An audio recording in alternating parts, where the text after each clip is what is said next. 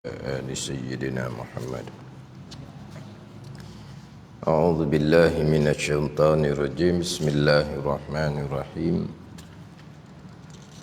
الحمد لله رب العالمين، والصلاة والسلام على سيد المرسلين وعلى آله وصحبه أجمعين. Rabbi syrah li sadri wa yassir li amri wahlul 'uqdatam min lisani yafqahu qawli.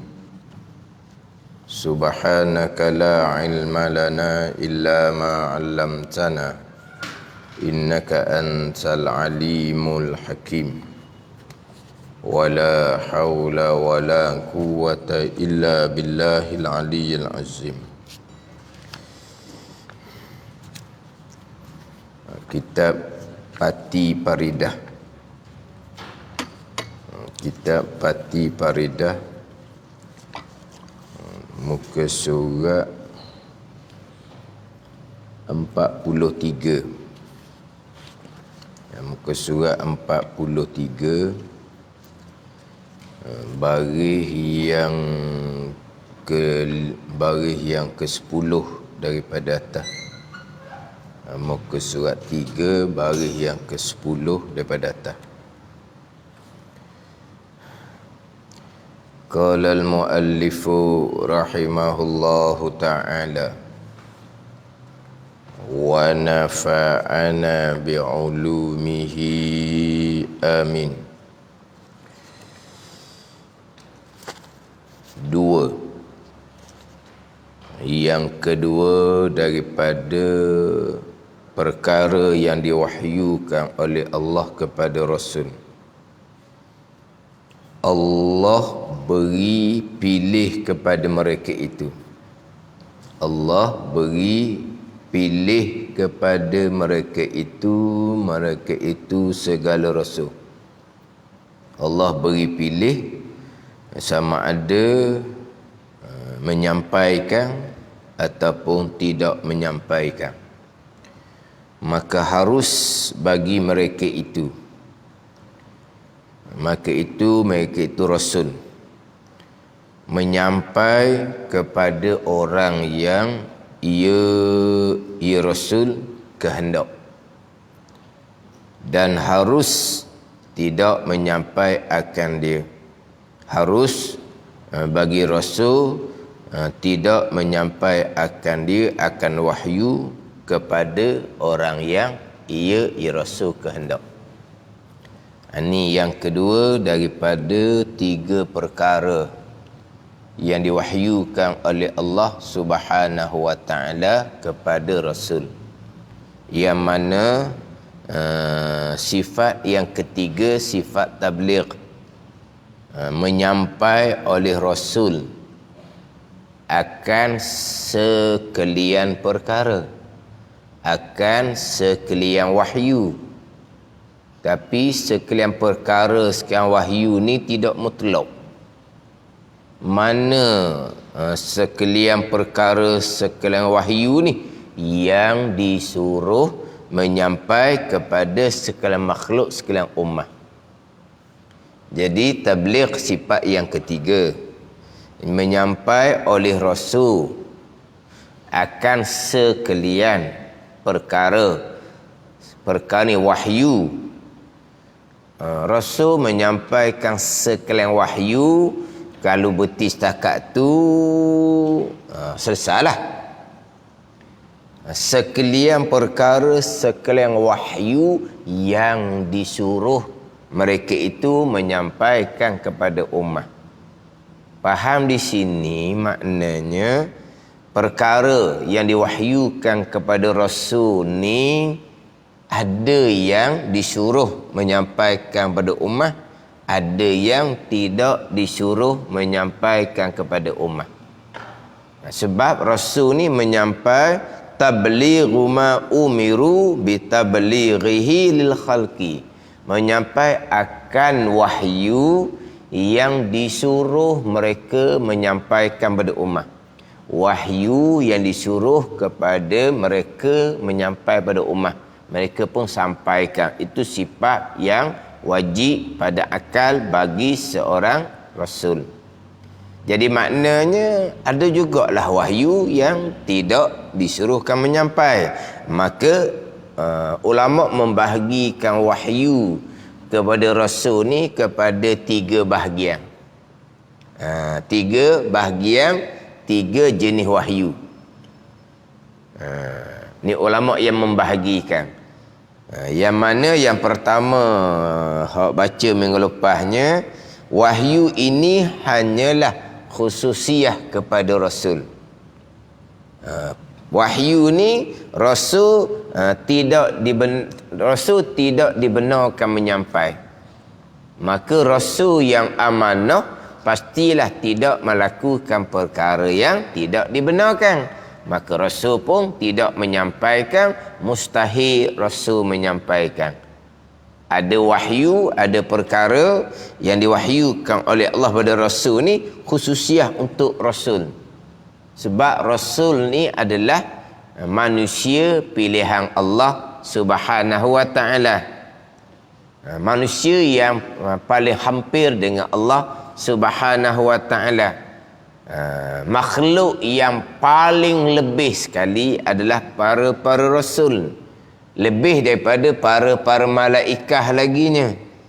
Jadi rasul makhluk Allah yang paling lebih ni adalah perkara-perkara yang khususiah yang Allah Ta'ala wahyukan kepada rasul untuk rasul sahaja sebagai manusia pilihan.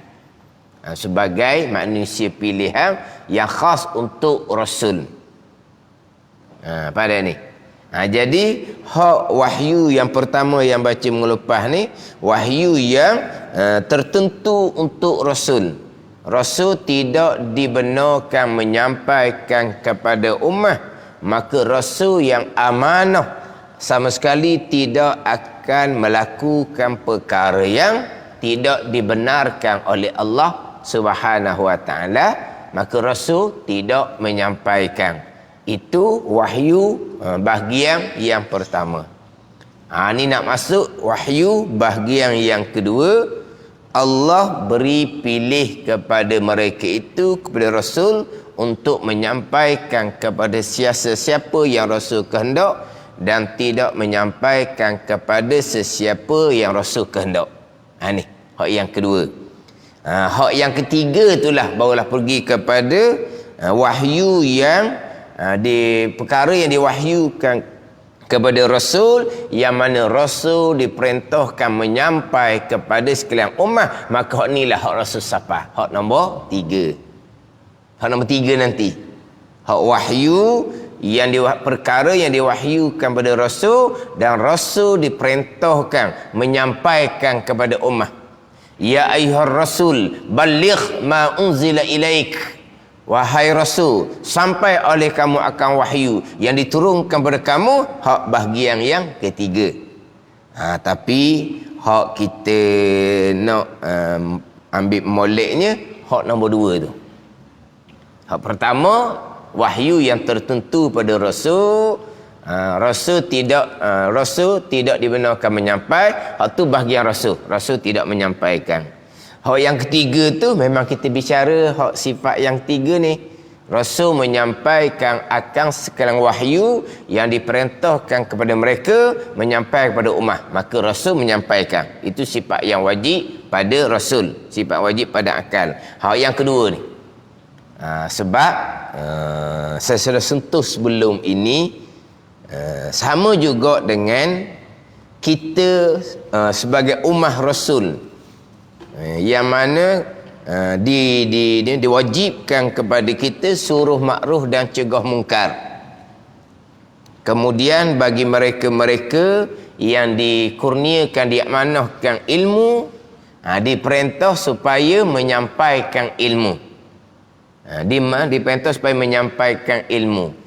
Jadi sebagaimana rasul yang dikurniakan wahyu oleh Allah, ada 3 bahagian wahyu yang tidak dibenarkan menyampai, yang diberi pilih nak menyampaikan kepada sesiapa dan yang memang diperintahkan menyampai. Sama juga dengan ummah yang mengikuti syariat Nabi sallallahu alaihi wasallam, begitu juga. Ada ilmu ni, ilmu untuk pengetahuan kita, yang mana hak ni tak boleh nak sapa, hak ni boleh bawa pada fitnah. Contohnya, ada ilmu yang mana kita kena tengok-tengok, kena pilih-pilih, kena pilih tempat, pilih siapa yang kita nak sampaikan, siapa yang kita nak ajar. Ni hak bahagian kedua. Hak yang ketiga, yang memang kita diperintahkan menyampai, kita kena menyampailah, tidak boleh sembunyi ilmu. Tapi menyampai ilmu ni apabila dituntutlah, apabila dituntut. Orang yang berilmu tetapi tidak dipedulikan, mereka hanya beramal untuk diri mereka sendiri, melainkan apabila mereka melihat satu kesalahan yang ijma' ulama', maka wajib mereka cegah kesalahan. Satu perkara yang diperintah ijma' ulama' tidak dikerjakan, maka wajib mereka kena beritahu perkara ni perkara yang wajib ijma' ulama', kenapa kamu semua tidak kerjakan? Ni faham tak ni? Setakat tu saja. Bila orang yang berilmu, yang tidak ada orang yang nak belajar pun, hanya setakat tadilah, tengok benda mungkar yang ijma' ulama', wajib kena cegah, kena beritahu. Kalau perkara yang wajib ijma' ulama' tidak dikerjakan, maka wajib kena beritahu. Jadi perkara yang haram ijma' ulama' ni, hak nampaknya hak zahir lah, hak zahir. Kalau hak pegangan, hak salah ijma' ulama', hak tu tak boleh nak beritahu apa, pegangan masing-masing. Kalau hati itu bersifat dengan sifat riak, ujub, takabur, hasad, yang haram ijma' ulama' pun hati masing-masing. Nak tegahnya kok mana? Hak zahir lah. Orang berjudi, orang minum arak, hak ijma' ulama' tu. Kemudian hak kewajipan semayang, kewajipan puasa. Lepas tu kewajipan semayang dia pulaknya, syarat-syarat macam mana, tu kita tak nampak tu. Melainkan kita nampak dia basuh muka, tengah muka je dia basuh, belah-belah dahi pun tak kena, contoh. Tu kita berilmu, kita wajib kena beritahu. Allah, dia basuh tangan ni, dia sayang ke baju lengan panjang dia tu. Kalau sising banyak-banyak menyebabkan lengan baju dia berkedut, dia pun sising sikit-sikit je. Dia baju lengan panjang ni, dia sising sikit-sikit je, tak siapa pun ke siku, dia pun basuh tangan. Tu kita nampak tu. Tu wajib kita beritahu. Gini jarang ni. Ni jarang. Salah ijma' ulama' seumpama ni, walaupun hak zahir bab semayang pun, lepas tu hak lain hak salah tu gak masing-masing lah. Sama ada dia punya niat dia betul ke tak betul, mana kita nampak. Sama ada Fatihah tasyahud dia betul ke tak betul, mana kita dengar. Ada ni. Jadi kesalahan hak zahir pun kebanyakannya kita tak nampak, maka dia kita lah. Berilmu sekalipun dah orang tak minta. Ada ni. Tapi kalau kesalahan pegangan, memang masing-masing. Kesalahan hak syariat batinnya masing-masing. Pegangan sebenar masing-masing. Hati bersifat dengan sifat yang mahmudah yang diwajibkan masing-masing. Jadi nak suruh makruf, nak cegah muka, hanya sekadar-sekadar hak nampak je. Faham tak ni? Hak kebanyakannya adalah masing-masing. Ini kalau cerita bab orang yang dikurniakan ilmu, dia wajib menyampaikan hak mana. Faham tak ni? Bila diminta. Tapi nak ceritanya ilmu ni, ada ilmu yang kita kena pilih. Ni kita cerita hak nombor 2 ni. Hak kita cerita hak nombor 2, hak perkara yang diwahyukan kepada Rasul terlebih dahulu. Kemudian saya akan pergi kepada macam mana hak kita ummah ni pula. Nak bila Allah kurniakan ilmu, nak menyampai tu kena pilih.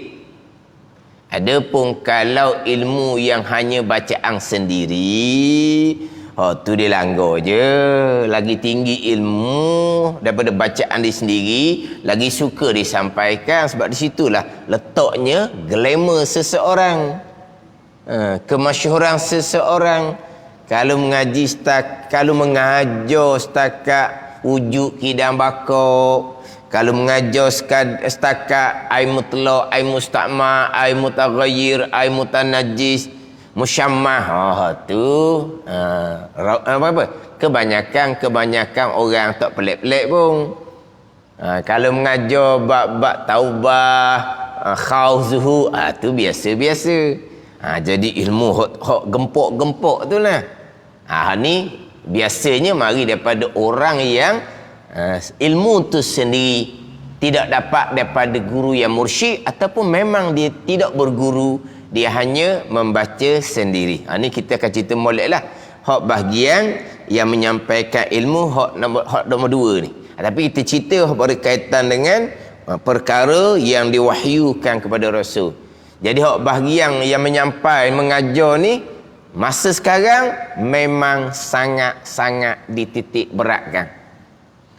Memang sangat-sangat dititik beratkan. Tapi kalau bagi guru yang sebenar, memang mereka jaga sangat-sangat. Ilmu manakah? Ilmu yang tinggi ni contohnya, nak sampai di tempat mana, kepada siapa. Itu guru yang sebenar. Tapi banyak sekali guru yang tak sebenar, kemungkinan dia belajar juga, tapi dengan guru yang tidak mursyid, tidak sebenar, ataupun memang dia tak belajar. Tetapi terkadang guru yang tidak sebenar ni, kadang-kadang kalau buat program tuan guru, termasuk tuan guru pondok, ada juga terselit di dalam tu sebagai seorang tuan guru pondok. Jadi sekarang ni nama tuan guru pondok ni agak mudah sedikit. Mudah menjadi seorang tuan guru pondok sekarang ni. Jadi hal ni pun kita kena cermat jugalah. Walaupun atas nama tuan guru pondok sekalipun, sekarang kena cermat molek. Kadang-kadang sesama tuan guru sendiri pun mengetahui kesalahan yang dibawa oleh seseorang yang masyarakat umum yang jahilnya menganggapkan sebagai tuan guru. Tuan guru yang sebenar mengetahui dia bukan tuan guru, yang diajar tu salah, tapi oleh kerana cara penyampaian dia pandai, cara penyampaian yang lembut, dan memang menjadi sangat masyhur glamour. Jadi tuan guru yang sebenar pun mengetahui kesalahan, tapi mereka ni kadang-kadang tidak terkehadapan untuk menjelaskan. Sebab apa? Sebab terkadang takut kepada ni gerombolan hak taksub hak jahil ni.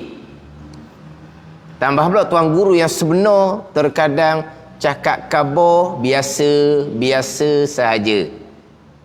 Ni kadang-kadang tuan guru yang betul-betul alim, apabila meninggal barulah digembar-gemburkan kealimannya. Belajar di Mekah dengan syekh guru yang masyhur, belajarnya puluh-puluh tahun. Bila tahunya? Selepas digembar-gemburkan, selepas tuan guru tu sendiri meninggal. Tapi pada masa hidup, adakah umum mengambil manfaat? Segelintir sahaja. Kenapa? Sebab penyampaian tuan guru tadi ni, walaupun mengaji di Masjidil Haram puluh-puluh tahun, tapi penyampaian suara pun suara yang tak kuat. Pandai suara yang tak, suara orang tua kadang-kadang. Suara yang lepas tu jenaka-jenaka tak ada, lekong tak banyak, ada ni straight dengan kitab, fokus kepada kitab. Kadang-kadang setengah tuan guru ni muka pun tak akad, Betul-betul je. Jadi masyarakat umum ni dia tak nilai dari sudut pengajian tu lama mana, dia akan nilai dari penyampaian. Jadi orang pun tak minat, kurang dia ambil manfaat. Yang orang minati ni orang yang pandai berbicara. Tapi bukan tugu yang sebenar. Jadi tugu yang sebenar ni meninggal barulah masing-masing ruginya kami baru nak rugi. Dan sampai kamu cari siapa? Kamu cari orang yang petoh. Gitu. Jadi tuan guru yang sebenar ni kadang-kadang dia mengetahui salah bawakan. Tapi oleh kerana pengaruhnya tak kuat, jadi tak boleh nak ke hadapan menjelaskan kebatilan yang dibawa tu. Akhirnya tertonjol ke hadapan. Kalau ada program tuan guru, terselit juga yang bukan tuan guru yang sebenar. Terkata kena cermat sekarang ni. Hak ilmu yang mana ilmu hak tinggi-tinggi lah. Nanti saya akan bicara nanti. Hak berkaitan dengan orang yang menyampaikan. Hak ni nak cerita ni Rasul yang diberi pilih pada wahyu, sama ada menyampai ataupun tidak menyampai. Hak bahagian yang kedua. Ada 3 bahagian. Bahagian pertama, wahyu yang khususiah untuk Rasul. Rasul tidak dibenarkan menyampai. Maka Rasul yang amanah pasti tidak melakukan perkara yang tidak dibenarkan. Jadi yang kedua ni, Allah beri pilih kepada mereka itu Rasul. Maka harus bagi mereka itu menyampai kepada orang yang ia Rasul kehendak, dan harus tidak menyampaikan dia. Harus ini harus pada akal. Akal kita boleh terima.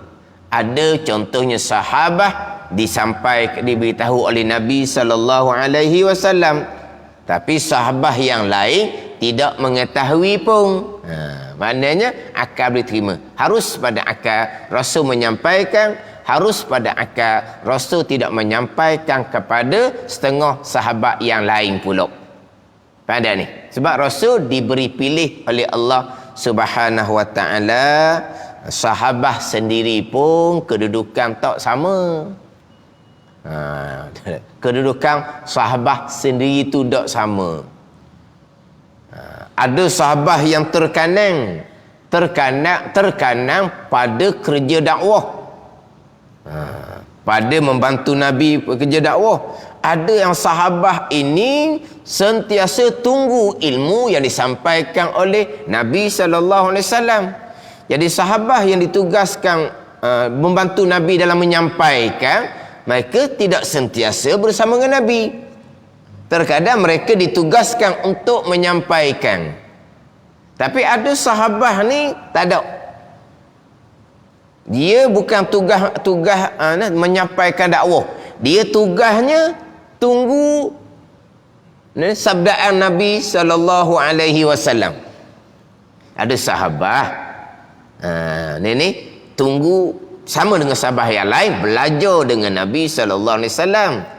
Tapi sahabat ni ditugaskan untuk membantu Nabi dalam menyampaikan agama.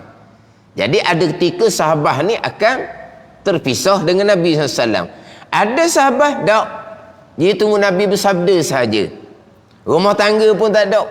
Duduk di serambi masjid Nabi SAW. Contohnya Abu Hurairah radhiyallahu anhu, Ahlus Suffah tu, duduk di serambi Nabi SAW. Tak ada rumah. Maka sebab itulah banyak hadis-hadis an Abi Hurairah, an Abi Hurairah, an Abi Bakrin radhiyallahu anhu, an Sayyidina an Sayyidina an Umar bin Khattab radhiyallahu anhu. Banyak. Innamal a'malu binniyat. Tu hadis riwayat daripada Sayyidina Umar radhiyallahu anhu. Hadis Jibril riwayat dari Sayyidina Umar radhiyallahu anhu. Tapi sebanyak an Abi Hurairah tak ada. Hak banyaknya an Abi Hurairah. Sebab apa? Sebab Abu Hurairah ni duduk di serambi masjid Nabi sallallahu alaihi wasallam. Belajar dengan Nabi SAW. Keadaan ni. Jadi sahabat dengan sahabat ni sendiri pun tak sama kedudukan. Maka ada wahyu yang mana Nabi diberi pilih nak menyampaikan kepada sahabat mana, tidak menyampaikan kepada sahabat yang mana yang lain. Hak Nabi diberi pilih. Setengah mengatakan kena pada ilmu tasawuf yang tinggi-tinggi, kena pada ilmu tasawuf yang dalam-dalam. Itu kata setengah ulama. Jadi kata Abu Hurairah radhiyallahu anhu mengatakan bahawa jikalau aku menyampaikan kepada kamu semua perkara yang disampaikan kepada aku oleh Nabi SAW, nescaya kamu akan pancung tengkok aku kerana kamu kata aku ni sudah lari keluar daripada agama Islam. Ada perkara-perkara yang Nabi sampai kepada Abu Hurairah tidak sampaikan kepada sahabat kepada orang lain kemudian. Dan sebagaimana Nabi SAW, Abu Hurairah pun samalah. Dia boleh sampaikan hak perkara tadi ni kepada sesiapa yang Abu Hurairah kira padang untuk terima ilmu ni. Ni, pada ni. Dia pilih-pilih. Nabi pilih-pilih, orang kemudian pun kena pilih-pilih nak sampaikan kepada siapa, tidak disampaikan kepada siapa.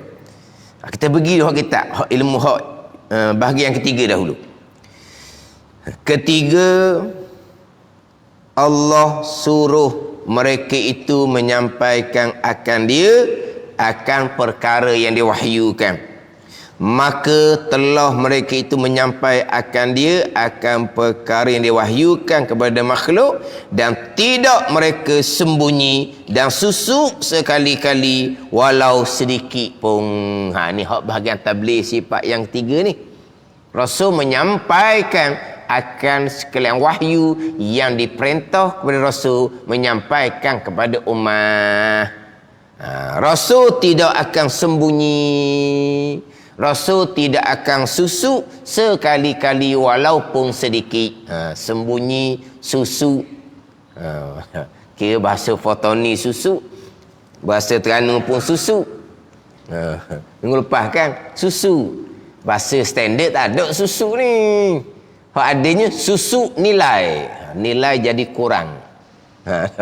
Susuk makna sembunyi, tak ada bahasa standard. Susuk ni bahasa Terengganu susuk lah. Main tun nusuk. Tak ada main tun nusuk. Budak-budak tu lah. Tutup mata, bilang siapa 10, dia pun cari. Main apa? Main tun nusuk, sembunyi-sembunyi. Jadi susuk ni sembunyilah. Maknanya mereka Rasul tidak akan sembunyi dan tidak akan susuk sekali-kali walaupun sedikit pun. Ini hak wahyu yang diperintah Rasul menyampaikan kepada umat. Kemudian hak yang kedua tu, hak Rasul diberi pilih nak menyampaikan kepada mana sahabat dan tidak disampaikan pada sahabat yang lain. Jadi samalah macam kita ni, ilmu-ilmu agama Allah Subhanahu wa taala, bukan cerita hak ilmu-ilmu hak zahir-zahir ni, bukan. Bahkan kalau ilmu hak zahir-zahir pun bukan hak tasawuf hak tinggi-tinggi, bukan tasawuf hak dalam-dalam. Ilmu hak zahir, ilmu hak fardu kifayah pun. Kalau guru tu guru yang sebenar, guru yang mursyid, dia nak letak ilmu fardu kifayah ni, nak letak di mana, tempat mana, kemudian nak ajar kepada siapa. Hak ni bukan cerita ilmu-ilmu hak halu-halu, hak dalam-dalam daripada ilmu tasawuf ni. Ini ilmu zahir.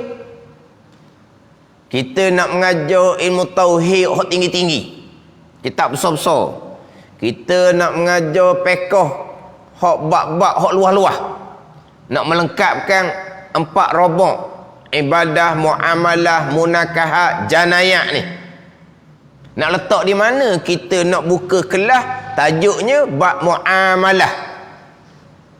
Ni guru yang sebenar, guru mursyid, dia tahu nak letak. Dibuat satu kuliah khususi. Kuliah khususi biasa kadang-kadang setengah tempat dibuat lepas isyak.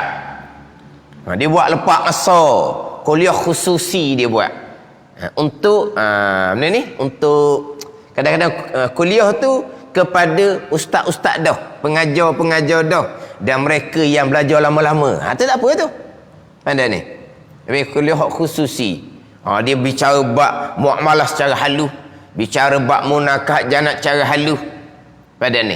Tapi dia adalah kelas khusus. Tak ada masalah tu. Tu fardu kifayah. Hak mari belajar ni orang hak boleh mengajar dah. Hak mari belajar ni walaupun tak boleh mengajar pun dia orang ngaji lama dah, fardu ain dibaris dah. Ada ni. Mana apa ni? Guru yang baik, guru yang mursyid. Dia letak tu kena tepat. Kalau kita nak mengajar untuk waktu-waktu umum, macam kita kuliah duha ni waktu umum, kemuncaknya kok kuliah maghrib waktu umum, tu kena letak fardu ain lah. Ni guru yang baik, guru yang mursyid. Apa makna mursyid? Yang bijak, yang pandai letak. Ilmu tu nak letak di mana? Tempat tu nak ajar ilmu mana? Bahkan kalau guru ni guru yang sebenar, guru yang mursyid, dia akan tanya dahulu dengan tempatan tu macam mana. Tempatan tu macam mana. Di tempat tu ilmu mana yang ada, ilmu mana yang tak ada fardu ain ni. Bukan mari saya nak mari ngajar fiqh je. Tapi tempat kami ni tauhid tak ada. Saya tak ambil tauhid, saya nak ngajar fiqh je. Ni bukan guru yang sebenar. Ada ni. Bukan guru yang sebenar. Saya fiqh pandai, tauhid tak pandai. Kalau awak pandai fiqh, kalau awak belajar ikut garisan ilmu yang sebenar, pasti awak belajar ilmu tauhid. Sebab ilmu tauhid ilmu pertama, ilmu fiqh ilmu yang kedua. Pada ni. Dia pandai fiqh, tauhid dia pandai lah. Kita nak belajar, nak belajar tauhid dulu. Dia dahulu pada masa mula-mula belajar, kalau dia belajar sungguh ni, dia akan belajar ilmu tauhid dahulu. Kalau dia pandai ilmu fiqh, ilmu tauhid pandai lah. Itu ilmu pertama. Ada ni. Maknanya dia kena tengok tempatan tu macam mana. Hak ni hak mursyid. Hak fardu ain dah ni, hak fardu ain ni. Waktu duha, waktu maghrib, hak fardu ain dah. Tapi kalau waktu kemuncak, saya terus pergi pada tajuk muamalah lah dia kata. Kenapa tajuk muamalah? Ibadah orang belajar sok mudah. Ibadah orang belajar sok mudah. Muamalah orang tak belajar lagi. Jadi saya nak buka fiqh, makna dia lopak. Dia dalam kitab-kitab fiqh ni ibadah, muamalah, munakahat, janayah. Sekarang ni dia ambil kitab fiqh, dia lopak. Ibadah dia tinggal. Dia tu ambil bab muamalah dengan alasannya ibadah tempat orang belajar belah Kedah ibadah ni. Bab muamalah ni. Kita nak tekan bab muamalah ni. Tempat tu pun, yelah terimalah tempat tu. Dia tanya balik, dah betul ke di tempat tu bab ibadah belajar semudah? Inilah masalah dia kata ustaz. Kita bab semayang pun tak belajar lagi tempat kita ni, dia kata. Kita memang target nak sudah ajar bab semayang. Tempat dia tu tauhid ada dah, bab semayang tak ada. Memang kita target nak sahaja bab semayang. Ibadah pun semayang, zakat haji tu kemudian tak apa. Tiba-tiba yang mari tu tak apalah, ibadat belajar belah Kedah. Saya nak fokus pada bab muamalah. Pada waktu maghrib, waktu kemuncak. Macam mana seumpama itu? Tapi tempat tu terima juga. Patut tempat tu kena tegah. Kalau ustaz tak mengajar bab ibadat, tak apalah, kami cari orang lain lah. Patut gitulah. Tapi tempat tu akhirnya ikut. Bila tanya balik, dah sekarang ni bab semayang ada tak tempat tu belajar? Tak ada lagi, dia kata. Memang kita nak saja bab semayang, tapi ustaz tu kata orang belajar belah Kedah bab ibadat ni, orang pandai ada bab ibadah ni, bab muamalah ni orang tak pandai. Ada ni. Ni Ni bukan guru yang mursyid dia panggil. Hak tu kira ilmu hak zahir tu. Bukan cerita pada ilmu tasawuf hak tinggi-tinggi hak dalam-dalam. Hak tu pun nak letak. Kalau kita kata fardu ain lah. Fardu ain lah. Kita nak ajar fardu ain fiqh, fardu ain tasawuf ada kedak tempat tu. Dia begini. Orang mengajar ni, kalau dia mengajar tempat dia sendiri, terpulang pada dia lah dia nak atur. Dia atur fardu ain tauhid masa ni, fardu ain fiqh masa ni, fardu ain tasawuf masa ni. Dia hanya mengajar di tempat dia sahaja. Maka orang yang marilah pula yang atur pula. Dia nak mari waktu mana? Tak ada masalah sebab dia mengajar tempat dia. Sepenuh masa di tempat, satu tempat sahaja. Ada ni. Tapi bila orang ni mengajar, pergi tempat orang hanya sekali seminggu, lain cara dia. Dia kena ikut tempat tu sendiri. Dia kena ikut tempat tu. Sepatutnya pihak tempat itulah yang mengatur. Sepatutnya gitulah. Masjid, surau, dia ada pengurusi, dia ada ahli tangkuasa. Faham tak ni? Mereka yang sepatut atur. Sebab ada yang tangkuasa ni ramai ni. Ahli yang tangkuasa masjid, ahli yang tangkuasa surau, bukan ahli yang tangkuasa kelab sukan, bukan ni. Ahli yang tangkuasa masjid surau, mesti mereka ni berpengetahuan agama. Tak semua pun, ada sebahagian yang boleh. Kita nak buat kelas ni, kita kena ambil mata pelajaran ni tauhid, fiqh, tasawuf sepatutnya. Tapi terkadang ada yang tak kuasa keseluruhan ni. Abang apa ni? Tak tahu nak aturnya. Janji nak ada kuliah supaya masjid dia tu bunyi di speaker. Memang saya biasa dengar orang cakap seumpama tu. Pihak masjid surau yang bercakap seumpama tu. Dah pihak masjid surau nak ngaji kita apa? Ustaz tu atau ustaz? Kita serah kepada ustaz. Yang kita nak masjid surau kita ni bunyi sama. Tidak malu ke orang, dia kata. Masjid lain bunyi belaka. Masjid kita tak bunyi tiap-tiap malam. Surau lain bunyi belaka. Surau kita tak bunyi tiap-tiap malam. Komang lah tempat kita ni. Tak mana, tak aktif lah dia panggil. Ini nak bunyi. Lepas tu dah nak ngaji kita apa ni? Terserah pada ustaz. Dia gitu. Ini bukan saya dengar sekali ni. Sebab biasa-biasa saya bila diminta mengajar, saya akan tanya nak ngaji kita apa. Saya biasa dengar jawapan ni. Serah pada ustaz, kita hanya nak orang ada orang mengajar je. Yelah, nak mengajar kita apa? Tak apalah. Tak pandai sebut nama kitab pun tak apalah. Mata pelajaran apa? Mata pelajaran tauhid ke, mata pelajaran fiqh ke, mata pelajaran tasawuf ke. Nama kitab tak tahu tak apa. Ni dah. Terpulang. Ada ni. Bila tanya balik barulah tak ada belaka. Kena ambil tauhid dah. Nak ambil tauhid pula tak boleh ambil tauhid khusus. Tauhid hak fardu kifayah. Kena ambil tauhid hak rekah-rekah. Yang mana kita hanya bicara untuk fardu ain sahaja. Biar dalam kitab tu ada fiqh juga. Tak pasal kena atur gitu sebab kadang-kadang tauhid tak ada, fiqh tak ada, tasawuf tak ada. Yang mana kadang-kadang tempat yang saya pergi tu tempat yang sudah hidup, tempat yang sudah aktif. Bukan saya pergi, ustaz tolong apa hidup tempat kami. Dah. Ada tempat yang sudah aktif, tempat yang sudah hidup, tapi tak ada. Pada tauhid, fiqh, tasawuf tak ada. Banyaknya tazkirah umum saja, mengikut tajuk yang dikehendaki oleh penceramah. Itu je. Kalau baca buku pula, buku-buku begitu saja. Tidak cari khusus tauhid sifat 20, cari khusus bab taharah, bab semayang, bab berjemaah, tak ada. Cari khusus bicara bab sifat kecelaan, sifat kepujian macam kitab Panau Bagi Hati. Sekarang ni alhamdulillah lah, banyak dah orang baca kitab Panau Bagi Hati. Kalau dulu orang tak heran. Kitab Panau Bagi Hati orang tak heran kalau dulu. Jadi orang mengajar ni pula ni memang fardu ain. Tapi fardu ain ni ada 3, tauhid, fiqh, tasawuf. Nak kena atur mana? Ini hak zahir ni, bukan ilmu hak dalam-dalam, hak tinggi-tinggi tasawuf ni bukan ni. Hak zahir. Nak menyampaikan. Sebab orang yang menyampaikan ilmu ni sekalian daripada tanggungjawab, bukan kerjaya hidup. Bukan menjadi sumber pendapatan, tapi tanggungjawab. Bila diamanahkan ilmu oleh Allah, maka ada tanggungjawab. Kalaulah kita tidak berkemampuan, kita tak boleh nak mengajar sebab kita tidak ada kemampuan. Tapi mengajar juga, jadikan sebagai sumber pendapatan, sumber kehidupan. Itu punah. Punah.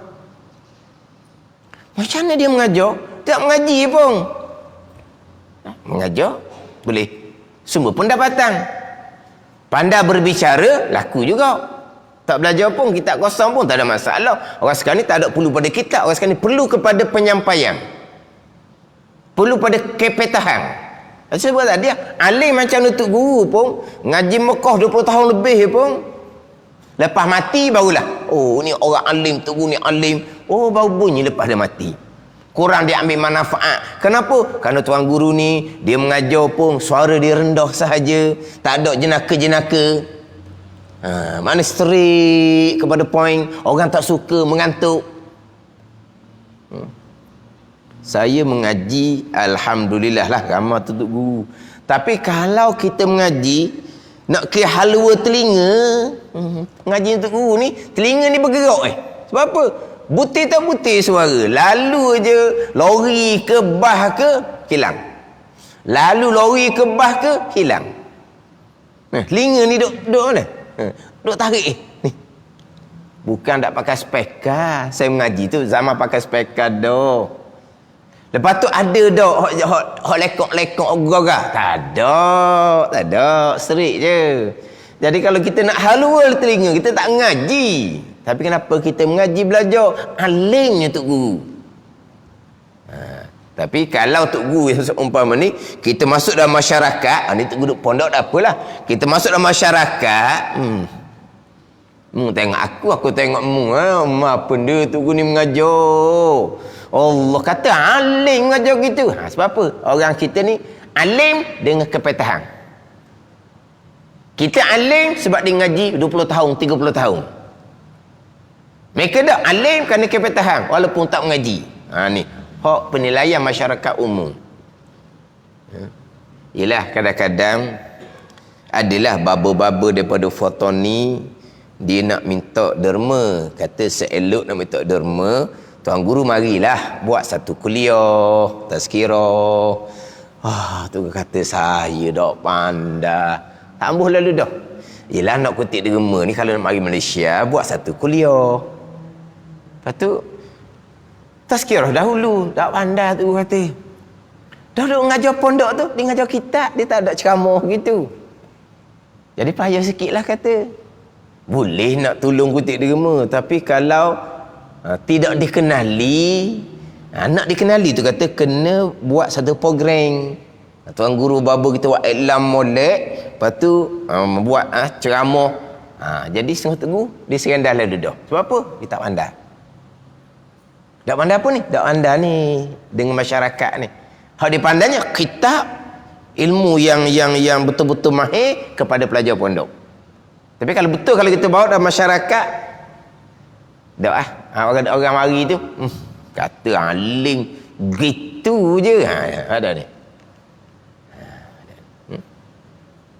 Jadi orang mengajar ni bila dikurniakan ilmu tu satu amanah.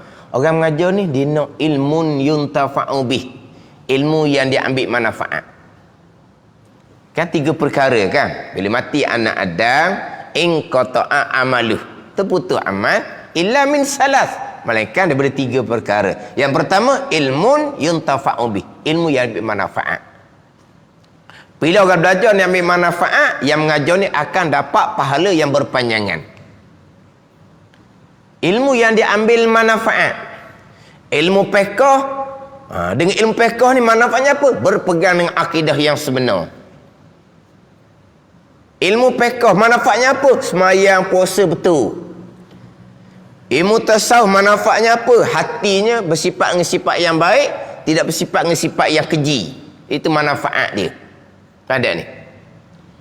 Tetapi kalau kata ilmu fiqh, manfaat dianya semayang, puasa betul, ikut syarat dia, ikut rukun, ikut syarat bagi rukun. Sah sembahyang puasa dia, bermanfaat. Tapi kalau akidah dia salah, bermanfaat dok pekoh dia comel. Kalau akidah dia salah, pekoh dia comel, sembahyang dia dari segi hukum pekohnya sah, tapi akidah salah, bermanfaat dok hak ibadat sah tu. Tidak bermanfaat. Ada ni. Bicara bab ikhlas, manfaat daripada ilmu tasawuf, keikhlasan. Ikhlas dah dirinya semayang. Tapi semayang pekoh betul ke tak? Pekoh tak betul, semayang pun tak sah. Bermanfaat tak ikhlas tu? Tidak bermanfaat ikhlas. Semayang tak sah pun hati ikhlas, bermanfaat. Ada. Ada ni. Maknanya kena ikut tu. Orang yang mengajar nak dapat manfaat dia kena jaga ni. Betul. Ilmu pekoh ni semayang puasa betul, sah. Tapi semayang puasa betul sah ni, nak sah ibadah semayang puasa ni syaratnya iman, akidah. Ada ni. Iman akidah tu. Jadi nak dapat mana dia kena jaga. Dia ajar ilmu akidah. Akidah dia betul. Pegangan yang sebenar sebesar-besar kewajipan. Pegangan yang sebenar sebesar-besar pahala. Ada ni. Tiba-tiba dia tidak sembahyang. Ni buat contoh ni bukan kata pegangan sebenar, tak apa dak sembahyang jangan salah jadi murjiah pula, tu bukan ahli sunnah. Murjiah ni akidah betul, iman betul, tak semayang tak apa, berjudi minarak tak apa, clear dah. Sebab apa? Iman dia dah. Oh, punarana. Ni buat murjiah. Dah tak? Janji iman je, iman je. Janji iman je. Mana kalau buat dosa-dosa pun, tak ada. Malaikat tak catat. Sebab iman akan jadi benteng, dia kata. Oh, tu murjiah, bukan ahli sunnah. Cuba kita nak cerita ni, besarnya akidah, kewajipan yang paling besar. Kita kata semayang kewajipan yang paling besar hak zahir. Tapi kewajipan yang paling besar tauhid, iman, akidah tu paling besar. Pahala yang paling besar semayang, hak tu hak zahir. Hak paling besar pahala iman, akidah tu paling besar. Jadi dia belajar ilmu akidah, manfaatnya berakidah dengan akidah yang sebenar. Dia tak semayang contohnya. Itu kesalahan yang lain. Maklumlah tak semayang ni memang dosa yang besar. Tapi adakah akidah sebenar tu tidak berpahala, tidak bermanfaat? Bermanfaat. Jadi orang mengajar tetap dapat ilmu yuntafa'u bih. Tapi bukan kata tauhid saja dengan jangan salah faham. Jadi murjiah pula nanti, bukan ahli sunnah wal jamaah. Akidah dia comel, semayang dia comel, tasawuf dia tak mengaji, akhirnya semayang dia tak ikhlas, terbatal pahala. Tapi semayang dia sudah tertunai dak kewajipan pekoh, sudah tertunai, bermanfaat pekoh dia ni. Tapi oleh kerana tidak ada keikhlasan riak, terbatal pahala ibadah yang dilakukan. Tapi sembahyang dia tu bermanfaat ke tak? Bermanfaat sebab sudah menunaikan kewajipan, tertunai dah kewajipan, tak wajib kena qada dah. Tapi pahalanya terbatal kerana riak. Tapi nak cerita sembahyang tu ada manfaat ke tak? Ada. Sebab akidah dia betul, sembahyang dia betul dengan ilmu fiqh. Jadi orang nak mengajar ni kena susunlah tauhid, fiqh, tasawuf, barulah manfaat yang lengkap. Ni kira hak bab ilmu hak zahir, ilmu hak fardu ain. Adapun yang saya nak sentuh hak berkaitan dengan ilmu ni, nak letak, nak kena jaga ni, hak ilmu hak dalam-dalam daripada ilmu tasawuf. Kitab-kitab haqiqah, kitab hikam, kitab adurun nafi, apa semua tu.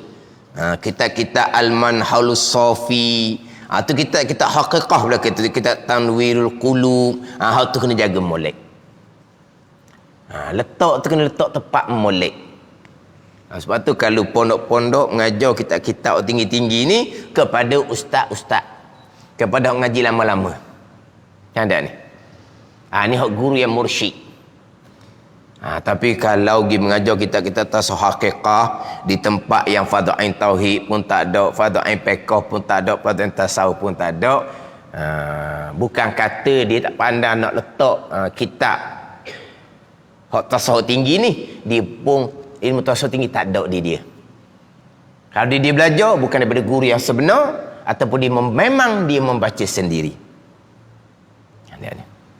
Kalau orang belajar daripada guru yang sebenar, dia akan tahulah nak letak mana ilmu tasawuf tinggi-tinggi ni. Tapi kalau dibaca kitab-kitab Hikam, Ad-Durrun Nafis contohnya, tak kena tepat, maknanya dia tidak dapat ilmu hakikah daripada guru yang sebenar. Itu je.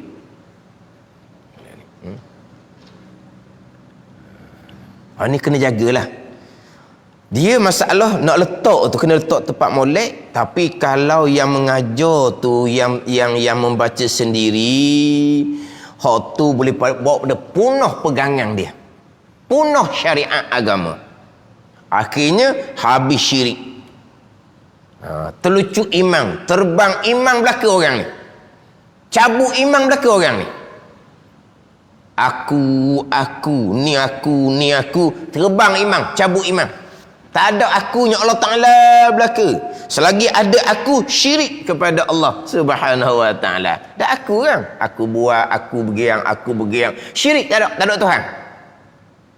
Walaha hakikinya mana? La haula wala quwata illa billah. Itu maqam haula, la haula wala, itu maqam hakiki. Kita duduk maqam iyyaka na'budu wa iyyaka nasta'in. Akan dikau ni kami yang sembah. Ni kami yang sembah. Akan dikau kami yang minta pertolongan. Apa tak ada akunya? Dan ini bawa pada dia sendiri bukan ahli dalam bidang hakikah. Dia hanya membaca sendiri ataupun dia ambil dari guru yang tidak mursyid, guru yang salah. Ini hak banyak dalam masyarakat. Hak ni kadang-kadang dia angkat sebagai tuan guru. Oleh ni orang umum yang jahil yang hanya melihat kepada cara penyampaian, naik jadi tuan guru, akhirnya program tuan guru pondok selit juga. Punah nama tuan guru pondok. Tapi tuan guru pondok ni menyedari ke tak kesalahan dia? Tahu. Tapi kenapa berdiam diri? Tak mampu. Sebab apa? Sebab tidak ada pengaruh. Ini punah ilmu agama Allah Subhanahu Wa Ta'ala akhir zaman ni. Mengakunya ahli sunnah wal jamaah lah, tapi ahli sunnah jamaah ke tidak? Macam mana? Ini benda yang agak masyhur. YouTube rakaman ada belaka, TV radio pun ada belaka. Bawakan yang seumpama penting. Sebab tu dalam kitab Ihya Ulumuddin, dia dalam kitab Ihya Ulumuddin karangan Imam Ghazali ni, di awal tu bicara bab ilmu 7 bab, 7 tajuk bicara bab ilmu. Habis bicara bab ilmu masuk bab akidah 4 bab. Habis bicara akidah pergi kepada bicara rahsia asrar taharah. Bicara bab adab qada hajah, adab berwudu. Ni dalam kitab Ihya Ulumuddin. Kemudian boleh bicara bab tasawuf. Tapi bicara bab akidah 4 bab. Sama macam Hidayatul Salikin kita. Tapi tajuk ilmu 7 bab. Tajuk ilmu 7 bab. Didatangkan adab orang mengajar, adab orang belajar, ilmu yang dipuji pada syarak, ilmu yang dicela pada syarak. Ilmu yang dicela pada syarak. Imam Ghazali datangkan 3 ilmu yang dicela pada syarak. Yang pertama, kita maklum ilmu sihir. Yang kedua, kita maklum ilmu nujum. Tu kita maklumlah. Itu ilmu yang dicela pada syarak. Ilmu yang ketiga, ilmu yang mana pada anggapan umum ianya adalah ilmu yang bermanfaat. Tapi ilmu tu tidak bermanfaat, bahkan mazmumun fi haqqih, mana dicela pada diri dia. Ilmu tu sebenar. Ilmu bukan ilmu yang salah. Sihir nujum ni memang salah awal-awal dah. Ini ilmu yang sebenar tapi tercela fi haqqih pada hak dia. Mana? Ni saya baca dalam kitab Ihya Ulumuddin. Kata'allumi daqiqil ilmi qabla jaliliha wa khafiha qabla jaliha. Dia belajar ilmu yang halu-halu sebelum dia belajar ilmu yang kasar-kasar. Dia belajar ilmu yang sembunyi-sembunyi sebelum dia belajar ilmu yang terang-terang. Contohnya membicarakan asrar ketuhanan, rahsia ketuhanan, bicara ba'ahwal maqama awliya ilah. Ni tasawuf hakikat tu lah. Tapi ilmu fardhu ain tauhid fiqh tasawuf belajar ke tak? Tak. Itu mazmum fi haqi, tercela pada hak dia. Ilmu tu betul, ilmu tu sebenar, di pondok ada mengajar,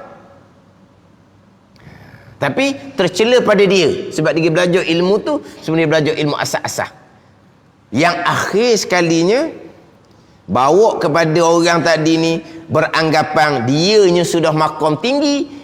Bila sebut kata belajar sifat 20, belajar bab taharah, ilmu rendah bila nak sampai ke Tuhan. Faham tak ni?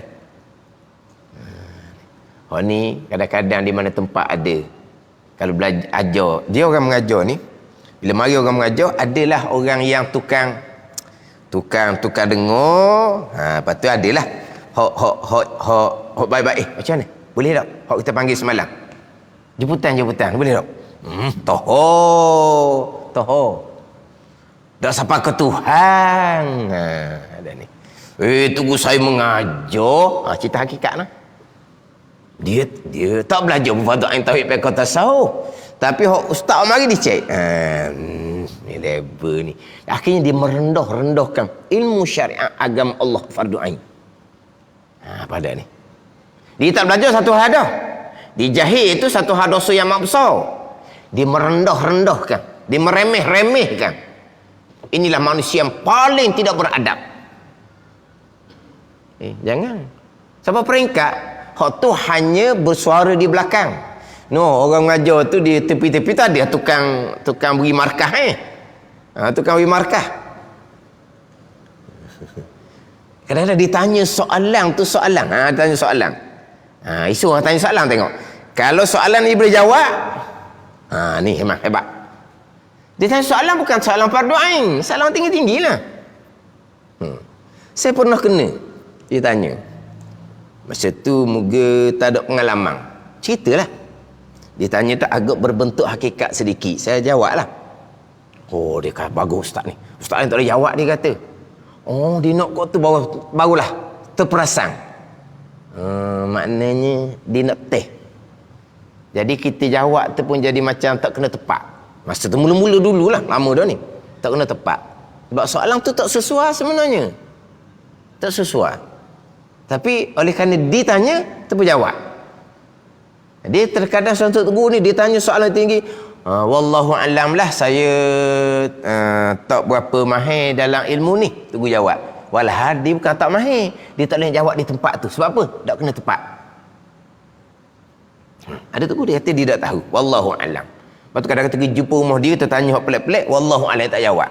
Orang ni hak tak faham, cikgu tu dah alim, dia tak jawab pun kita tanya. Tunggu tengok dah kamu mari tu macam mana, tak akan jawab. Ada tugu yang wallahu alam, ada tugu yang nasihat. Kita ni kena belajar hak ni tak puas hati lah. Sebab apa? Dia mari nak tanya hakikat. Mari nak tanya hakikat. Lepas satu pernah ada seorang tuan guru kena soalan tu. Satu rapat dengan maghrib. Tuan guru tu maghrib tak ada jemputan. Punyalah dia desok. Ni orang kurang adab dia panggil. Tapi dia kira makam tinggi lah dia. Akhirnya dipandang rendah pada ilmu agama Allah Subhanahu wa ta'ala. Ini biasa. Sebab peringkat orang mengajar. Dia semain sunat tepi, lepas tu dia berzikir pula tepi. Main sunat beberapa rakaat semain sunat awabing lah. Habis main sunat awabing tu, pegang sebeh berzikir pula. Lepas tu orang tanya balik ustaz yang mengajar tu, awak mengajar apa sebenarnya ni? Kau awak ceramah cerita isu semasa. Saya mengajar sifat 20, dia kata. Allah tergamuk kawan tu. Ustaz tu mengajar sifat 20. Ada ni. Maknanya biasa orang yang seumpama ni, dia salah pengajian. Hak berat laginya disalah pengajian dengan guru yang ajar salah. Tu habis. Tu ajar salah. Terkadang bagus dah tuan guru tu. Dia ada tauhid fardhu ain, dia ada fiqh fardhu ain, dia ada tasawuf fardhu ain. Tapi tauhid fardhu ain pun dia tidak mursyid, dia tak berguru molek-molek. Dia mengajar kitab hikam, dicampur dengan tauhid fardhu ain. I'tiqadi dicampur dengan syuhudi. Ni saya biasa sebut. Ini punah. Pandai ni. Ini punah. Dia kalau guru mursyid sungguh, ya. Contohnya almarhum Tuan Guru Pok Sumit Gunung, selepas maghrib baca kitab Faridatul Faraid, lepas isyak baca kitab hikam ke Adurun Napih ke kitab Haqiqah. Lepas maghrib ramai orang, lepas isyak kadang-kadang orang kampung ni dia balik. Sebab apa? Tu kitab tinggi, tapi Tuan Guru baru lepas isyak. Tapi nak ceritanya masa mengajar Faridatul Faraid tidak sentuh pun bab syuhud, bab maqam tak sentuh, hanya sentuh bab pegangan. Lepas isyak baru cerita bab syuhud, bab zauk, bab wujdan. Baru cerita bab hak basirah. Masa cerita kita hikam. Tapi masa maghrib dengan isyak sahaja. Masa maghrib baca kitab Faridatul Faraid tak sentuh bab syuhud, hanya sentuh bab pegangan semata-mata, hak makrifah amah semata-mata. Lepas isyak baca kitab hikam, cerita makrifah aulia, cerita secara ilmu. Pada ni ini guru yang mursyid. Tu kata kita nak cermat molek lah. Nak letak ilmu satu orang mengajar, kita orang belajar sendiri kena bertanggungjawab atas diri kita. Tempat tu memang dia bertanggungjawab untuk atur kuliah. Kemudian orang mengajar letak pada ain hak mana apa semua, nak ajar hak ilmu tinggi tempat yang macam mana, tapi ilmu tasawuf tinggi-tinggi ni hak guru yang mursyid yang belajar betul benar. Hak belajar betul benar. Bukan hanya membaca sendiri, pegangan pun tak selesai, akhir dia pun campur aduk antara pegangan dengan syuhud.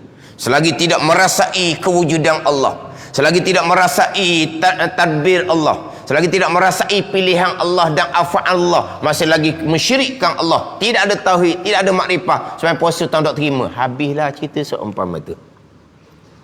Dan siapa yang hanya merasai kewujudan Allah, maqam aulia, ni maqam musyahadah, maqam syuhud, itu cerita kurniaan dalam kitab hikam dan kitab Adurun Napih. Itu bicara lain. Kita hanya bicara berpegang di akidah, kesemuanya adalah pilihan Allah. Berpegang di akidah, kesemuanya adalah af'alullah, pegangan. Tapi hati lalai. Itu orang awam, tak ada salah apa pun. Yang ada di hati hanyalah pilihan kita, tadbir kita, perbuatan kita. Tapi kita ahli sunnah jemaah, bukan setakat di hati kita hanya pilihan dan perbuatan kita. Bukan wajib kita isbatkan di akidah, wajib kita letakkan di akidah. Kita hamba ada pilihan dan perbuatan. Walaupun hakikinya pilihan dan perbuatan, tetap pilihan dan af'alullah, qada dan qada Allah sekaliannya. Pada ni.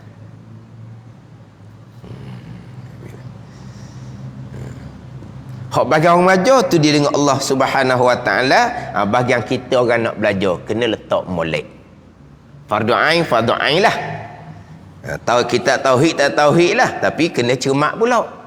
Kami ni ustaz nak supaya baca kitab tauhid, dia pun bacalah kitab tauhid Faridatul Faraid. Baca sebaca-bacanya. Baca sungguh-sungguh. Hurah dak apa dak, kena-kena tak mengaji pun. Tapi dia sanggup terima. Dah kita minta Faridatul Faraid, dia mengajar. Dah dia belajar ke dak? Dak. Oh siap pula situnya. Mana pihak tempat tu pandai dah. Nak kitab tauhid mula-mula, tak pandai pilih guru pula situnya. Yang ni akhir zaman. Kena atur molek. Nak ngaji tauhid, ngaji fiqh, tasawuf ni kena atur molek. Ilmu tasawuf haqiqah, ilmu tinggi-tinggi dalam-dalam tu, tu tak apalah, ada rezeki kita belajar, tak ada rezeki, tu bukan ilmu fardu ain. Saya mengaji dahulu dengan almarhum Tuan Guru Haji Abdul Makkah Baru. Baca kitab hikam dulu Nafi. Orang hok belajar tu orang pondok lama-lama. Bukan orang kampung biasa-biasa. Orang kampung tak mari pun suratunya. Sebab apa? Tak boleh nak turut. Lepas tu orang kampung ngaji ke apa? Ngaji cepat 20 orang kampung. Ngaji bab semayang. Orang duk ngaji tinggi-tinggi, hok ramai-ramai mari hok kumung surah ni. Orang kampung tak pergi sebab apa? Dia kata untuk orang pondok, dia kata. Bukan untuk kita. Ni orang kampung hok pandai. Dah pergi abang dengar, perhati dengar. Tinggi sangat tu. Tak capai. Tapi hok mari tu siapa? Orang hok berkelayakan. Tu pun tunggu peringat sokmo. Tu peringat sokmo. Takut dalam ramai-ramai tu ada mari orang baru. Tunggu peringat sokmo dalam bab ilmu-ilmu hakikah ni. Padahal ni guru yang sebenar. Ni guru yang sebenar. Sekarang ni payah nak cari di tempat kita. Baca tu bacalah. Pak kitab hikam, pak kitab hikam. Tapi huraiannya ke mana? Akhirnya dicampur dengan pegangan campur dengan hakikat syuhud. Punah kan? Mana ni? Dia kata kena berada cermat molek dalam bab ni. Mana bahagian kita ngaji fardhu-ain tauhid fiqh tasawuf pun kena cari guru yang belajar. Bukan hanya membaca sendiri yang jadikan mengajar sebagai sumber kehidupan, sumber pendapatan yang tidak berkelayakan pun untuk mengajar. Lepas tu macam mana ni pula pihak berkuasa yang bagi tauliah. Pihak berkuasa lah kena buat ujian molek. Bila temuduga pihak berkuasa ni pihak berkuasa agak teliti pertikar pula payah nak dapat tauliah. Soal macam-macam dah. Kena soal macam-macam kamu nak mengajar orang. Kena soal macam-macam lah. Sebab kamu nak mengajar orang. Payah pula nak lulus tauliah. Tapi kadang-kadang orang ajar salah, boleh tauliah molek-molek pula. Ada pula seumpama tu. Dia termenuga macam mana? Wallahu a'lam. Tu jelah. Wallahu, cara mana dia termenuga? Tapi kalau ikut saya lah, hak ditemuduga saya tu tak jadi. Kalau ditemuduga seumpama tu, kalau hak ditemuduga saya lah. So baca kitab Minhajul Abidin hak Jawi. Saya baca. Mula-mula suruh baca Quran. Panjang pula bicara bar Quran. Macam nak dia tu imam lah. Kata tak suruh baca Quran, suruh baca Fatihah. Suruh baca Fatihah. Hak tu imam. Suruh baca Quran. Lepas tu kita Arab banyak atas meja. Satu habuk tak suruh baca.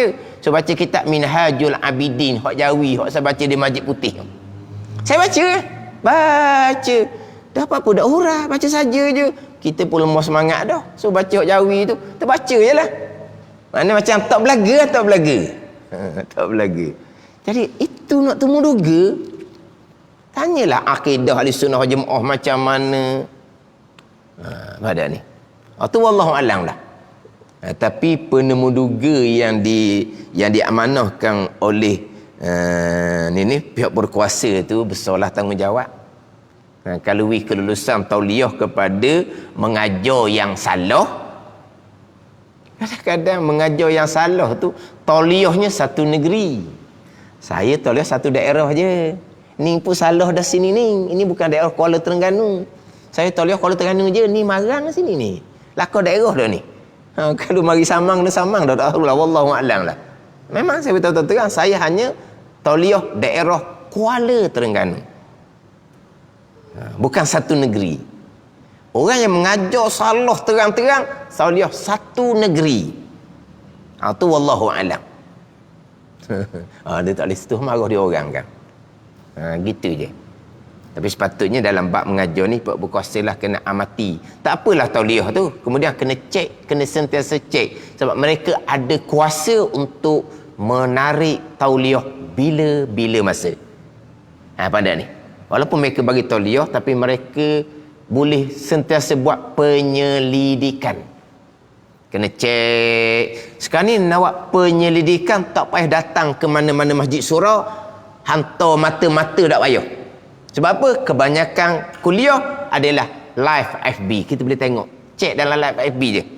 Kan kalau nak selidik kan kena hantar mata-mata. Cek dia mengajar, rakam. Tak payah. Tak payah rakam, tak payah apa dah. Sebab apa? Semuanya ada live. Ambil situ je, cek molek. Dia ajar macam mana. Salah, pihak berkuasa kena tarik tauliah serta merta. Panggil berhadapan dahulu, tanya dulu molek, jelas salah, kena tarik. Tapi wallahu alam dah, setara mana hak pihak berkuasa anda ambil tindakan yang seumpama tu, wallahu alam.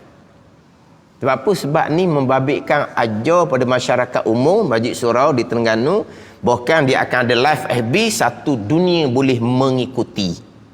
Satu dunia boleh mengikuti. Tapi kalau ajar yang terang-terang salah, batal imam, tercabut akidah, ni bukan. Faham tak ni? Tapi bebas, sebebas-bebasnya boleh menyampaikan ilmu agama yang memang terang salah. Itu kata kita kena cermat molek. Nak belajar kena cermat molek, pihak yang jepuk kena cermat molek.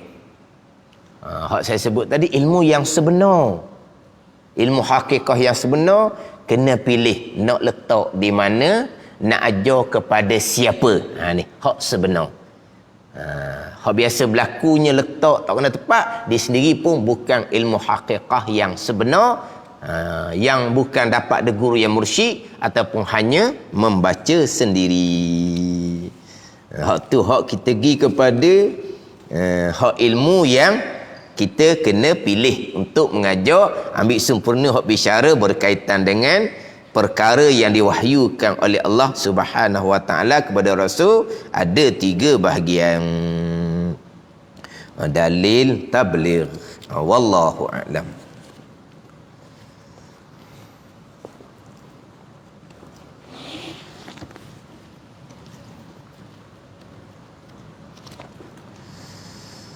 Ini kitab Hidayatus Salikin, muka surat sebelah.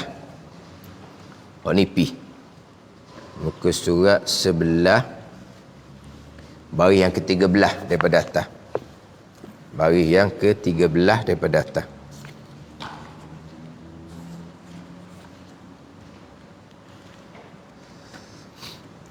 Qala al-muallifu rahimahullahu ta'ala wa nafa'ana bi'ulumihi amin.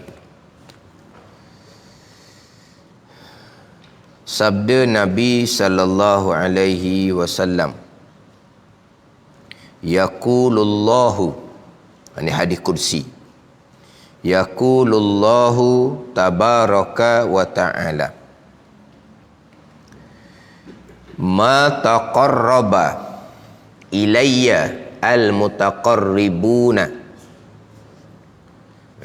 ma taqarraba ilayya al-mutaqarribuna, ilayya, hak tebal tu ila sahaja, nak ilayya, kepada aku, kepada aku, ilayya. Hak nipih tak ada bagi. Nipis tak ada bagi. Hak tebal tu, ma taqarraba ilayya, bukan ma taqarraba ila, bukan. Kalau ila al-mutaqarribina lah pula jadinya. Al-mutaqarribuna jadi fa'il. Ilayya, kepada aku, kepada Allah Subhanahu wa ta'ala. Bimisli adai maftarat alaihim, bimisli adai maftaratu alaihim, wala yazalul abdu yataqarrabu ilayya. Tu ilayya tu molek tu, hak tebal, hak tebal tu, tu ilayya. Jadi hak atas tu pun ilayya jugalah. Wala yazalul abdu yataqarrabu ilayya bin nawafili hatta uhibbahu, fa iza ahbabtuhu kuntu sam'ahu alladhi yasma'u bihi, hatta uhibbahu fa iza ahbabtuhu kuntu sam'ahu alladhi yasma'u bihi,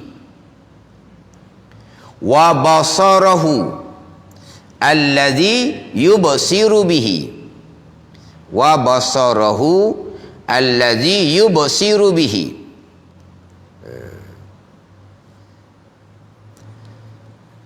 Wa lisanahu atau kepada sam'ahu, kuntu sam'ahu wa basarahu wa lisanahu, nak gitu. Kuntu sam'ahu, kemudian wa basarahu wa lisanahu. Hak tebal tu di walisanuhu tau. Walisanahu atau pada sam'ahu allazi yantiku bihi. Allazi yantiku bihi. Yantiku tu kalau hak nipis tu nampak dia tulis macam mana tu.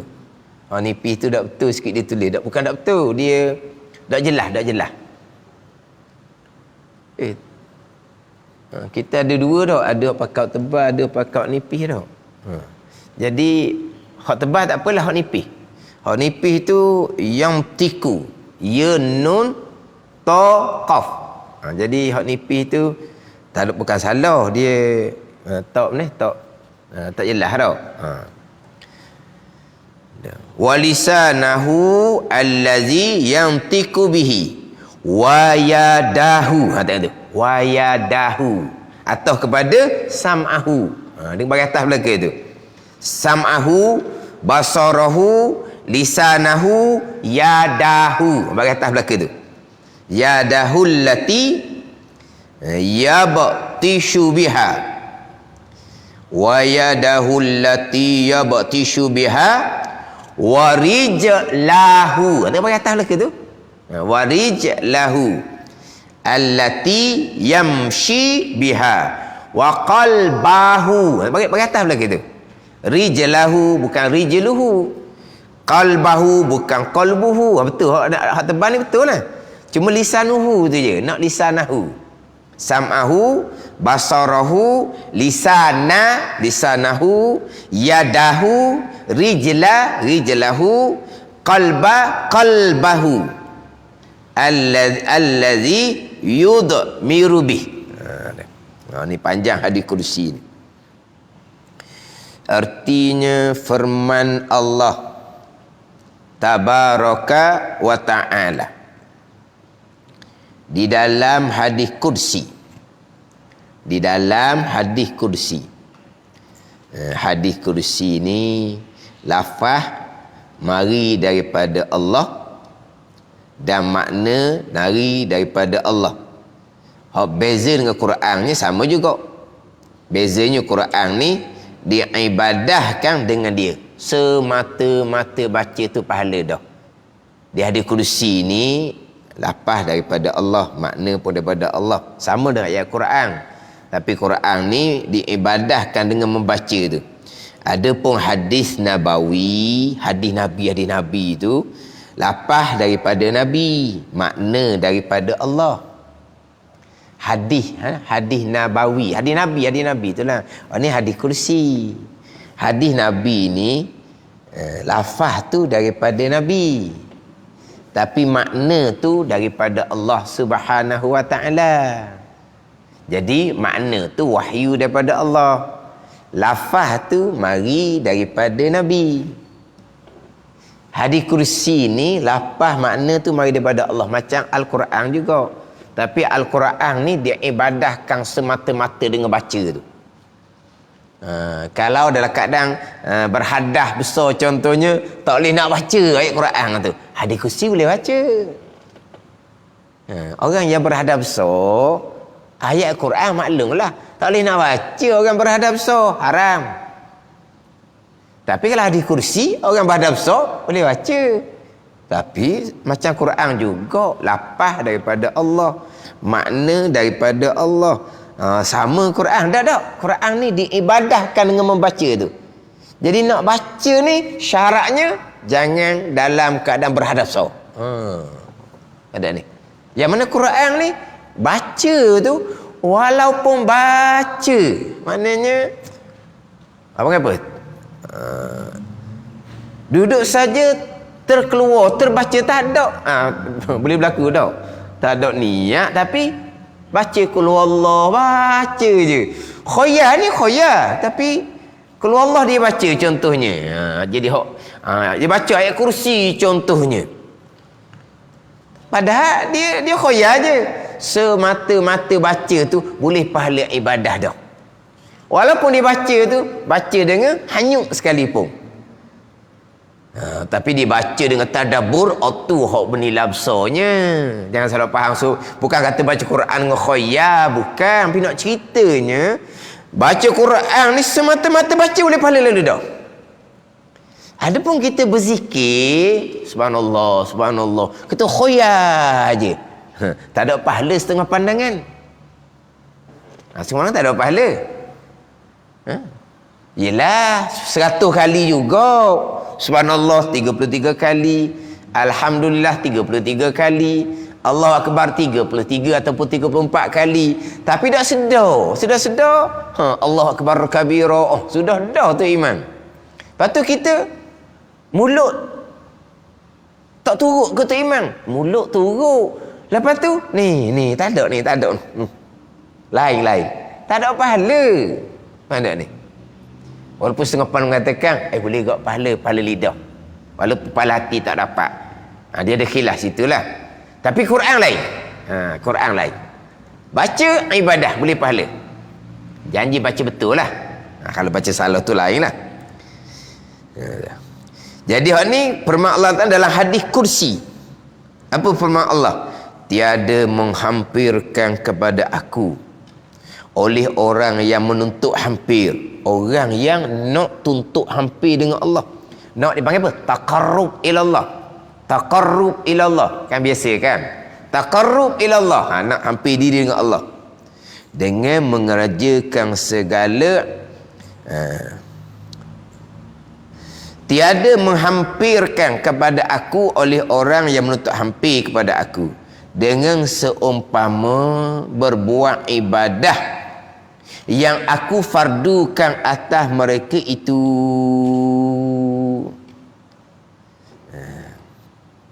Lepas tu sentiasa. Tak ada dan hak nipis ni. Hak nipis tak ada dan. Dia kena ada dan sentiasa hamba aku. Dia ada dan. Hak rumi, hak ni hak tebal dia. Hak nipis tak ada. Wala yazalu dan sentiasa hambaku menuntut hampir kepada aku dengan mengerjakan segala ibadah yang sunat. Jadi Tuhan kata tiada menghampirkan pada aku oleh orang yang menuntut hampir pada aku ni dengan seumpama berbuat ibadah yang aku fardukan atas mereka. Semata-mata buat amal fardu tak boleh nak takarrub kepada Allah, tak boleh nak menghampirkan diri kepada Allah. Dan sentiasa hambaku menuntut hampir kepada aku, kata Allah, dengan mengerjakan segala amal yang sunat. Amal yang sunat lah yang menghampirkan kita dengan Allah Subhanahu wa ta'ala. Semata-mata mengerjakan amal fardu tidak akan hampir dengan Allah Subhanahu wa ta'ala. Melainkan kalau Allah ni jazbahkan atau atas pilihan lah. Allah tarik. Dia hanya beramal fardu saja. Sunat tak ada. Tapi Tuhan tarik. Itu cerita lain lah. Ada ni. Itu atas pilihan Allah. Tapi nak ceritanya, semata-mata buat amal fardu, nak takarrub ila Allah, tidak akan takarrub, tidak akan menghampirkan diri dengan Allah Subhanahu wa ta'ala. Nak menghampirkan diri dengan Allah ni dengan buat amal sunat. Faham tak ni? Tapi jangan lupalah, hak atas tu terdahulu. Amal wajib Imam Ghazali bandingkan umpama kepala modal. Amal sunat ini adalah keuntungan. Imam Ghazali bandingkan amal wajib seumpama amal wajib, maka dapat selamat dengan Allah Subhanahu wa ta'ala.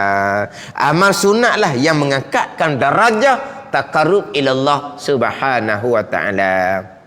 Tapi nak bicara amal sunat, nak dapat keuntungan, modal kena cukup, hak wajib kena cukup. Nak naik darajah di sisi Allah, nak taqarrub ila Allah dengan amal sunat, selamat dahulu. Kena selamat dahulu. Nak selamat ni kena menyempurnakan segala amal-amal yang wajib. Tapi dengan semata-mata amal wajib boleh mengangkatkan darjah? Tidak. Semata amal wajib boleh taqarrub ila Allah? Tidak. Amal wajib hanyalah setakat cukup modal. Di hari akhirah selamat. Kau dah tu sahaja. Tambahlah nak cukup modal, nak untung besar. Amal sunat. Semua amal wajib ni tak semayang 5 kali je. Puasa no setahun sekali. Zakat pun setahun sekali. Pergi Mekah, kaya mana, jutawan, bilion ke apa ke, sekali je. Hak wajibnya. Ada ni. Hak tu je hak wajibnya. Hak banyak-banyak sembahyang ni hak sunat. Hak puasa banyaknya, puasa sunat. Hak banyaknya sedekah jariah. Hak zakat, hak qada 2.5% tu je. Hak banyaknya sedekah jariah, hak banyak. Pada ni. Jadi semata-mata wajib tidak akan dapat menghampirkan diri kepada aku, kata Allah Subhanahu wa taala. Tapi kena ingat baiklah ni. Ni amal wajib lengkap ni. Nak amal wajib lengkap, maklumlah, dan kita ada tulis tekan dah, ilmu fardu ain lengkap. Ilmu fardu ain ni lengkap bila ni? Sebelum balik, kalau ikut asal. Lepas balik tak payah belajar dah, kita hanya jaga amal wajib. Akidah comel, semayang dengan ilmu tak pernah tinggal. Hati pun tidak bersifat dengan sifat-sifat yang dicela pada syarak. Kemudian hak orang langsung tidak sentuh. Contohnya. Tapi duk qada ada modal selamat kalau mati di saat tu. Kemudian mari semangat nak buat amal, perbanyakkan amal sunat. Sebab amal wajib bermula daripada umur balik. Sebab sebelum balik ni ilmu akidah baris dah, ilmu fardhu ain semayang ibu bapa ajar comel dah, ilmu tasawuf bicara buat sifat hati ibu bapa ajar comel dah. Balik ada catatan dengan akidah ahli-sunnah wal jamaah. Balik ada catatan sembahyang tak tinggal, bukan sembahyang tinggal ni, sembahyang tak tinggal dengan ilmu, sembahyang sebenar bukan sembahyang adah. Lepas tu hati bersifat dengan sifat kepujian, riak, ujub, takabur tidak ada. Itu hubungan dengan Allah. Hubungan dengan manusia dijaga. Dijaga pula hubungan manusia. Agama seseorang, harta seseorang, maruah seseorang, diri seseorang, dia tak kosek. Ni dijaga hubungan dengan manusia. Tapi dia malas nak buat amal sunat. Duk main gitu lah. Orang muda. Akidah comel. Semayang cukup dengan ilmu, bukan semayang adah. Kalau semayang adah pak ketua pun tak ada nilai. Tapi adakah orang muda ni buat amal sunat? Tak. Tak ada buat amal sunat. Rawatib kau belah ba'diyah pun pakai bikah bangun je, tak semayang pun. Tapi cukup amal wajib. Dengan ilmu sebelum balik. Yang ibu bapa wajib kena ajar. Kemudian tua-tua ni jadi semangat nak buat amal. Perbanyakkan amal sunat. Belajar fardhu ain selesai dah sebelum balik. Kewajipan tak ada apa.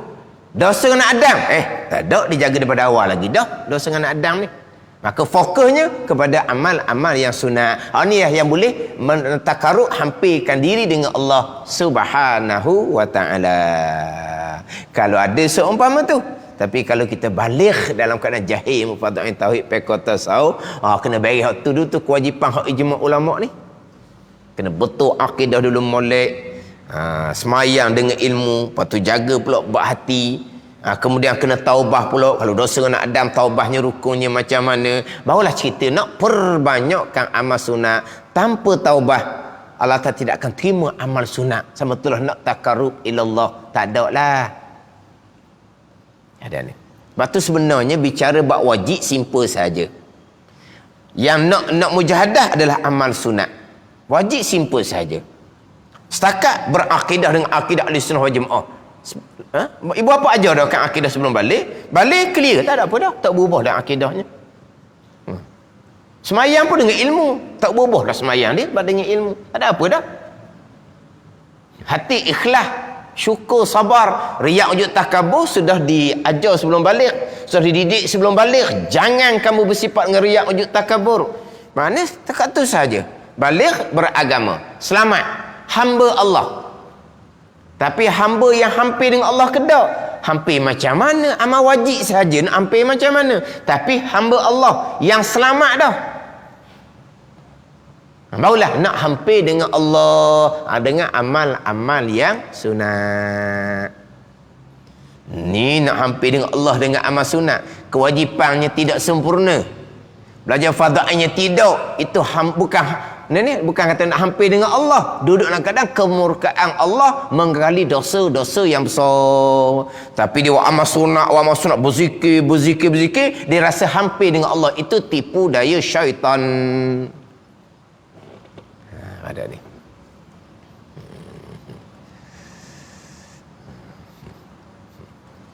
Jadi kewajipan tu tetap. Kewajipan tu tetap dengan ilmu. Tapi semata-mata kewajipan setakat cukup modal berjumpa dengan Allah, selamat di hari akhirah.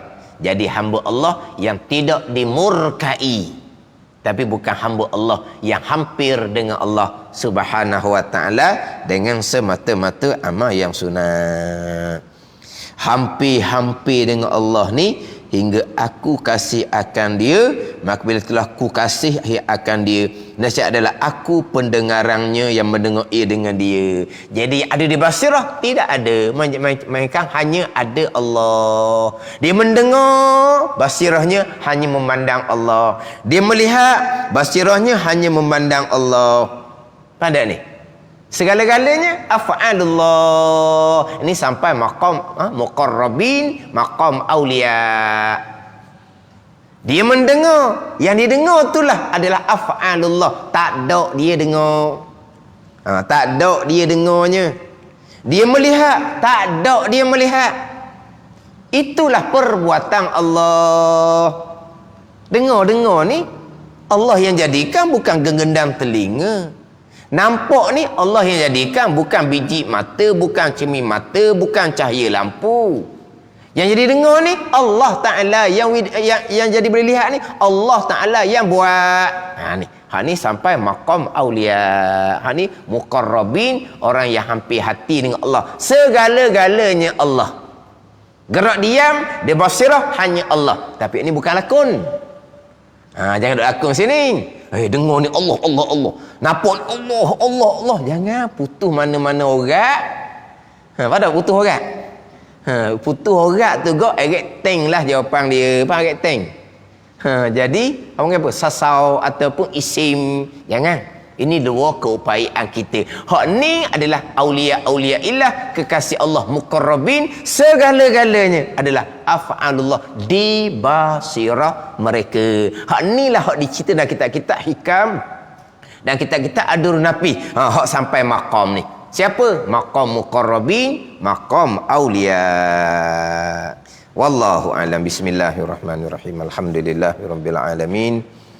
Wassalatu wassalamu ala sayyidil mursalin wa ala alihi wa sahbihi ajma'in. Allahumma ftah alaina futuhal arifin. Allahumma allimna ilma akadamin wa fahimna famasabikin warzuqna ruqat talibin. Allahumma zidna ilma wa alhiqna bis salihin.